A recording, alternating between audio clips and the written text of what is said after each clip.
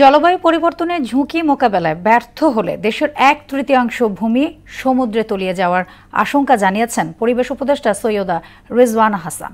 বলেন, এক্ষেত্রে বাংলাদেশকে বিকল্প জ্বালানি ব্যবহারের দিকে ঝুঁকতে হবে। আর অর্থ উপদেষ্টা সালাউদ্দিন আহমেদ বলেন, টেকসই উন্নয়নের স্বার্থে পরিবেশ রক্ষার বিকল্প নেই। রাজধানীতে একটি বেসরকারি বিশ্ববিদ্যালয়ের সমাবর্তন অনুষ্ঠানে এসব কথা বলেন তারা। আরও জানাচ্ছেন উষা ফেরদৌস।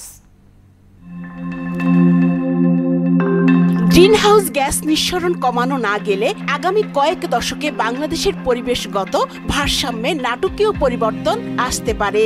2041 থেকে 2070 সালের মধ্যে দেশের গড় তাপমাত্রা আরও 1 থেকে 2 ডিগ্রি সেলসিয়াস পর্যন্ত বাড়বে।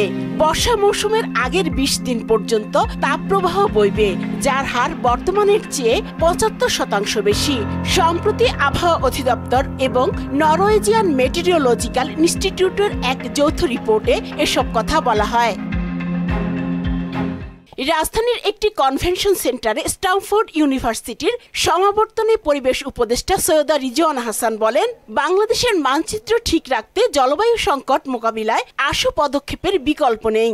আপনি যেভাবে বাংলাদেশের মানচিত্র এঁকেছেন, যদি জলবায়ু পরিবর্তন আমরা ঠেকাতে না পারি, যদি জীবাশ্ম জ্বালানি থেকে সরে আমরা রিনিউয়েবলে না আসতে পারি, যদি আমরা বন উজাড় বন্ধ করতে না পারি, এই শতাব্দীর শেষে গড় তাপমাত্রা 1.5-এর উপর বেড়ে যায়, তাহলে কি হবে জানেন?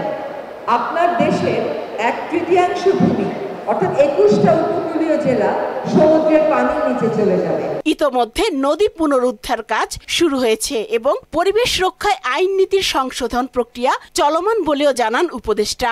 বায়ু দূষণ 1 বছরে ভালো করে দিতে আমার পক্ষে সম্ভব না। আমরা কাজ শুরু করতে পারবো, কাজটাই তো শুরু করানো যায় না। চেষ্টা করছি কাজ শুরু করতে। নদীর পলিউশনের অবস্থা আসলে সেই পর্যায়ে এখন আর নাই। পুরো 4টা নদী বায়োলজিক্যালি ডেড, মানে কোনো প্রাণ বাঁচে না। এতে অংশ নিয়ে অর্থ উপদেষ্টা সালেহ উদ্দিন আহমেদ বলেন, পরিবেশ বাঁচানো না গেলে পৃথিবীতে প্রাণের অস্তিত্ব হুমকিতে পড়বে। পরিবেশ ছাড়া আমরা তো পৃথিবীতে টিকে থাকা, ওয়ান ওয়ার্ল্ড, একটি মাত্র পৃথিবী, এটাকে যদি আমরা সাস্টেন না করি, আমরা কিন্তু বেশি দূর যেতে পারি। সংসার মানবজাতি কিন্তু সাফার করি। মানবতার সেবায় সবাইকে এগিয়ে আসার আহ্বানও জানান অর্থ উপদেষ্টা।